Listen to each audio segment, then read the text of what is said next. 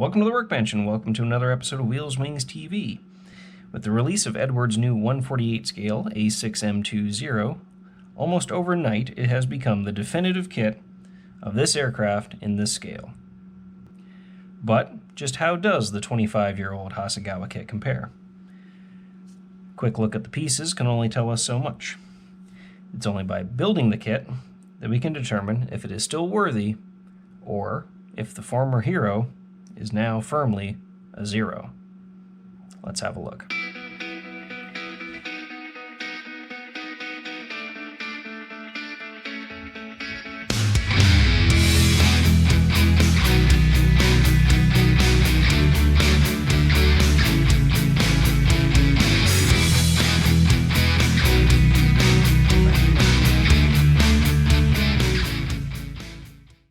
First off, my kit is a pre-owned example, and the previous owner was kind enough to include a cutting-edge models resin cockpit set.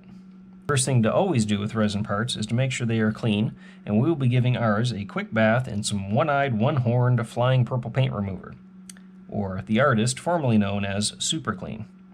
While the resin bits soak and forget about their day, we will get started under the hood with the Nakajima Sake 14-cylinder radial engine. The cylinder banks are nicely rendered with cooling fins and even spark plugs. However, there is some mold misalignment as the front and rear of each bank don't quite match up. The reduction gear housing, ignition ring, and push rods are all molded as one piece, whereas these are separate on the Eduard kit. Care needs to be taken to not break the push rods while removing the piece from the sprues. Unlike Eduard, Hasegawa has molded the cowling as a single piece. However, we do have several mold lines we need to remove, and this is quickly done with a 600 grit sanding sponge. While we're at it, we will take our razor saw and deepen and sharpen some of the panel lines on the cowling as well. The cooling fins will especially benefit from this. Next, we have the upper and lower wings. The first task at hand, though, is to remove and fill the trim tabs on the ailerons, as these are not appropriate for the aircraft we are depicting. The two top wing halves are molded to the bottom wing half with no issue, and once the glue is set, we sand down the seam along the leading edge. With the wings together, we can add the wingtip navigation lights. These are included on the clear sprue, however I generally prefer to make my own from acrylic rod. Once the rod has been cut to size and squared off with a file, we drill a hole into one of the flat sides to represent the light bulb. Try to keep this shallow and close to the corner. There are two types of navigation lights, either a clear cover and a colored bulb, or a clear bulb and a colored cover. The Zero uses the latter. For this, we will add a drop of silver paint inside the hole before gluing it in place with super glue. With the glue firmly set, we will grind off most of the excess material with an 80 grit Goodman model sanding block before stepping down to finer grits for the final shaping and initial polishing. Final polish is done with a cotton buffing wheel and a Dremel, however this can be done by hand as well. Just like the wings, the center-line 300-liter drop tank goes together like peanut butter and jelly with, once again, the obligatory sanding of the seam and rescribing of panel lines. Instead of one-piece propeller, Hasegawa has molded the blades separate from the hub. Though this is a bit of a blessing in disguise, as it allows us to easily tidy up the look of the spinner. Once the two pieces have been joined and the seam filled and cured, we chuck the whole thing in a Dremel and carefully smooth everything down with files and sponges. Now we're finally ready for the cockpit. Once the resin parts have been rinsed and dried off, we can remove them from the casting blocks.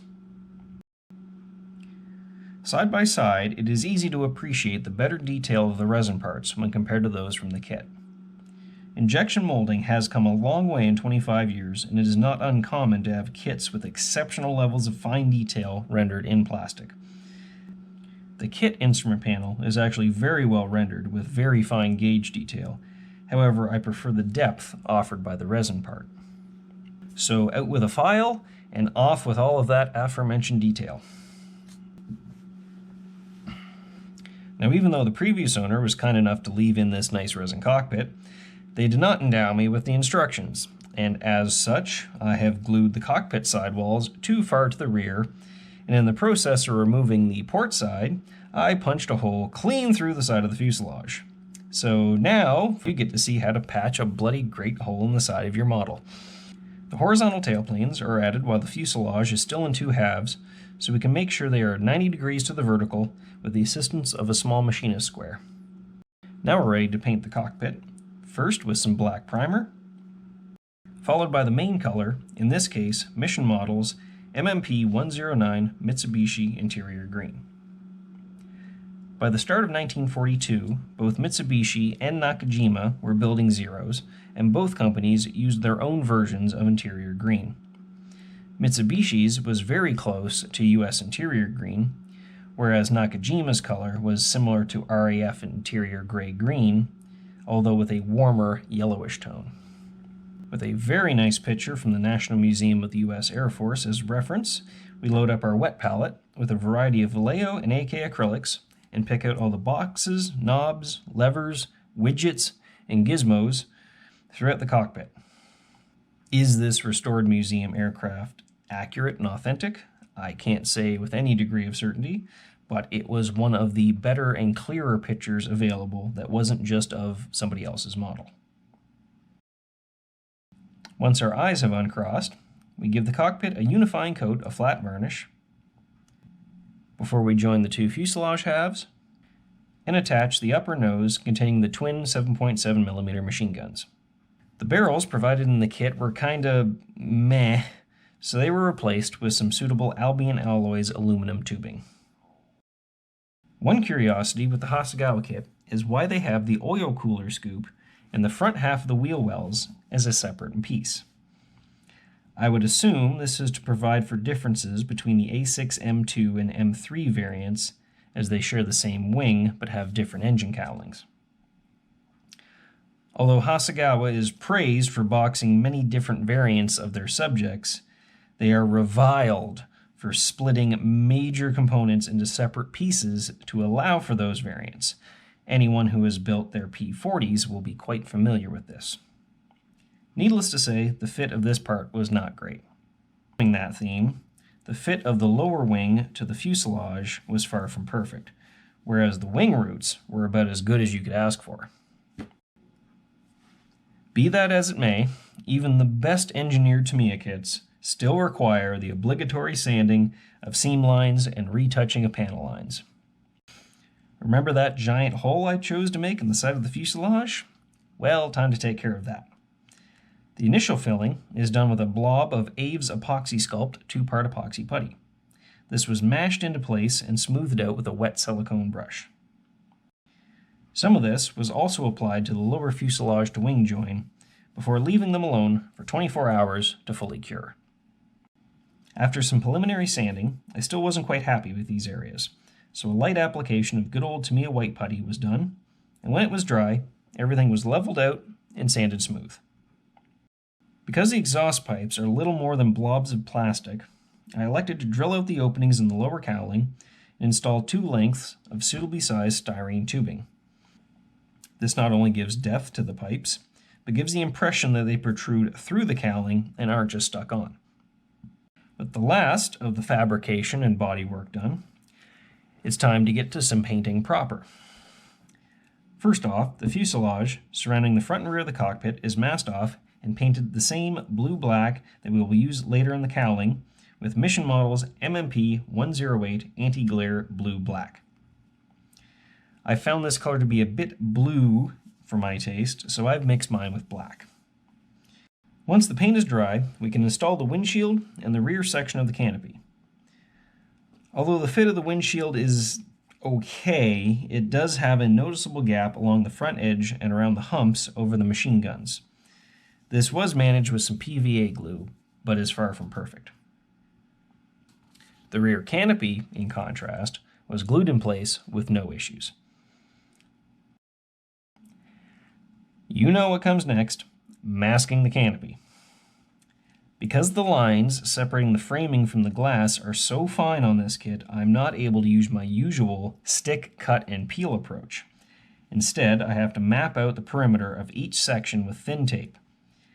Patience, lots of light, good tweezers, and a brand new sharp blade are a must for this kind of work.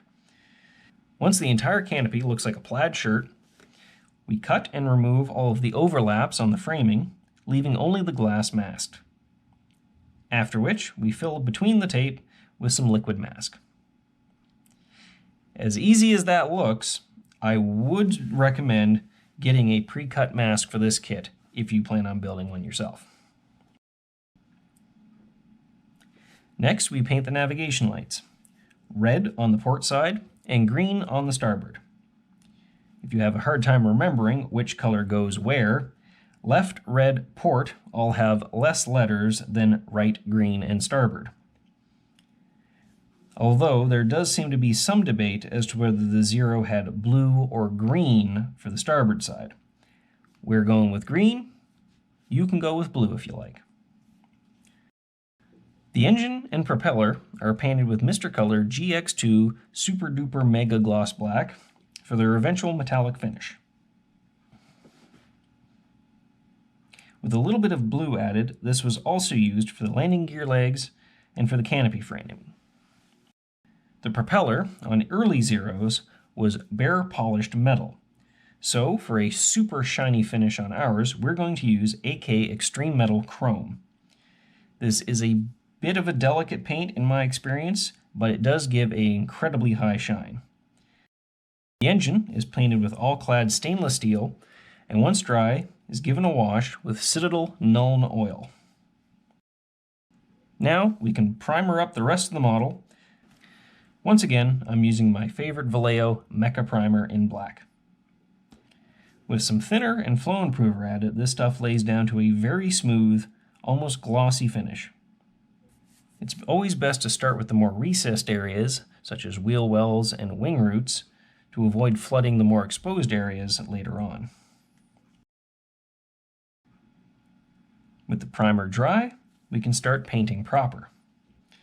Beginning with the cowling, this is first given a marble of light blue-gray, followed by, quite obviously, blue-black cowling color. With painful memories of marbling an entire F4 Phantom still fresh in our metacarpals, we turn our attention to the rest of the entire airplane. Contrary to their depiction in Tora, Tora, Tora and Black Sheep Squadron, these early A6M2 Zeros were not white or a very light gray, but instead what is now colloquially referred to as amber gray. This is a distinctly warm beige color, and we'll be using Mission Models MMP 110 Gray Japanese Zero Amber. Although, much like the cowling color, I found this not quite to my liking, so I've lightened mine with a little bit of light gray. We are going to use this for our marbling layer, as well as the main camouflage color. Remember when we painted the cockpit and we used Mitsubishi Interior Green? Well, that is going to dictate that the wheel wells and the inner surfaces of the gear doors are also painted in the overall amber gray. Generally speaking, it was the Nakajima-built A6M2s that had that iconic Aotaki blue-green preservative color. Sometimes, I do find that the lighter Mission Models colors can get a bit dusty, so a gentle scrub down with some cheap paper towels once the paint is dry helps to smooth everything out.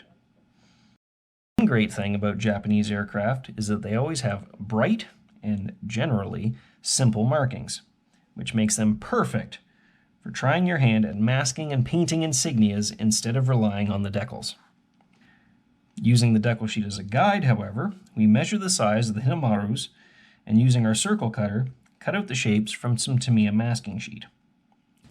It turns out the battery in my calipers was dead, so instead of just simply reading the measurements off the screen, I had to use a ruler.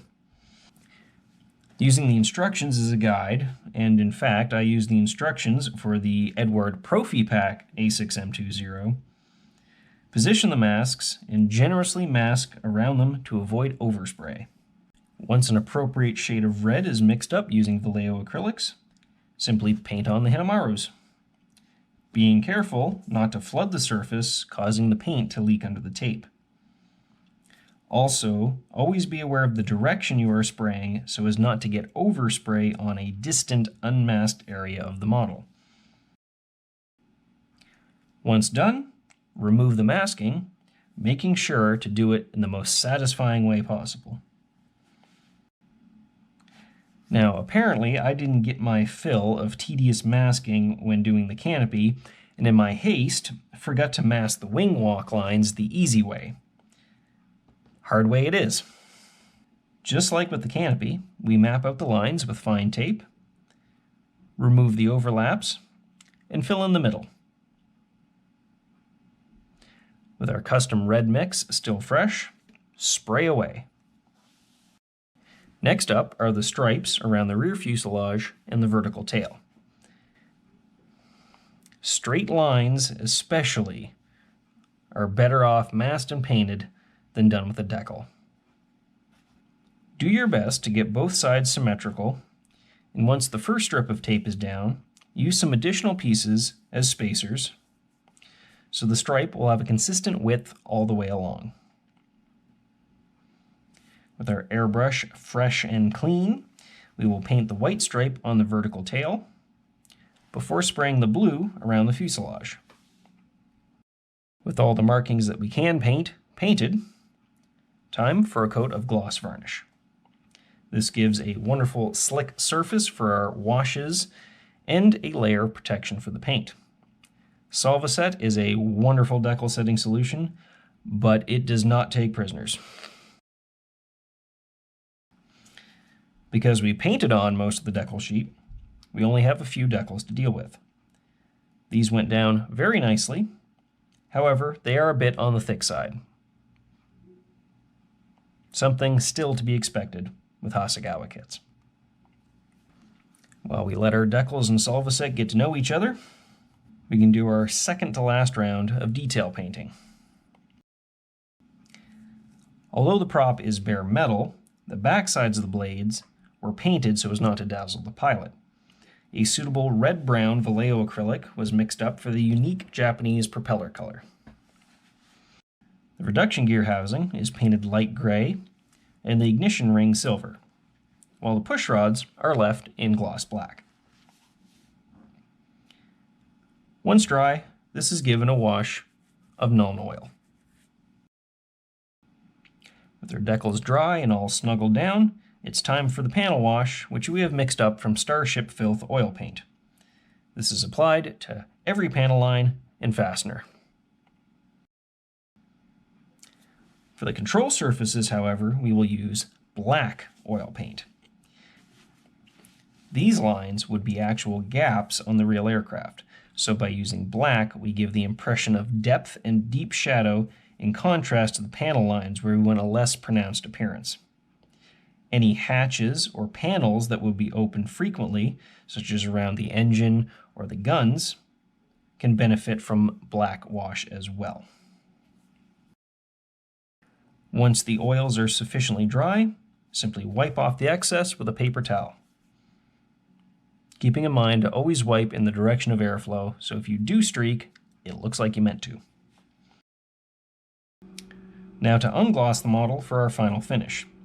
I've added a small amount of Tamiya LP24 semi-gloss to Mr. Color GX100 Super Smooth Flat for a semi-flat, satiny sort of finish.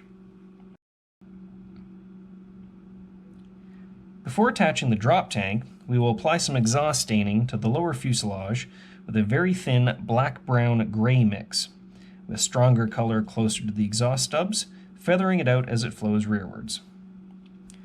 We will also airbrush some powder stains around the injection ports for the 20mm cannons, with just a subtle hint around the muzzles. Just because it's called smokeless powder doesn't mean there isn't carbon buildup. Finally, with the propeller in place, we attach the sliding portion of the canopy in the open position, and our Zero is done.